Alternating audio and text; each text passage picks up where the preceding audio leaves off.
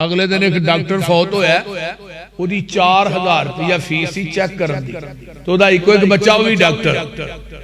तो हुण प्यो दी मैयत पई है ते पुत्र की आंदा है अब्बा दुनिया दी डिग्रियां ते दे के टुर गया, जनाजे दी दुआ याद ही नहीं कराई,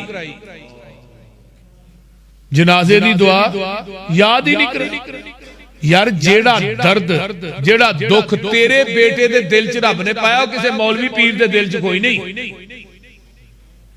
रो रो के जेड़ी दुआएं नहीं करनी है ना, वो कोई मौलवी शेख नहीं कर सकता। कम अज कम एक बच्चा इवें दा बना जाओ, उन्होंने कुरान दा हाफिज बना जाओ, दीन दा आलिम बना जाओ, तेरे मरण तो बाद क़यामत तक सवाब दा TCS जारी रहेगा, बाकी हर चीज इत्थे रह जानी।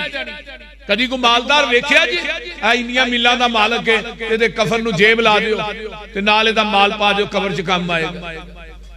बोलदे नहीं अजे वे राहदारी नहीं आंदे, राहदारी नहीं, राहदारी रख दे कबर दे विच, और राहदारी रख दिओ। इहदी इन्नियां मिलां ने, एक मिल दी रजिस्ट्री चुक के कबर च दे दिओ, काम आ जाएगी अगे।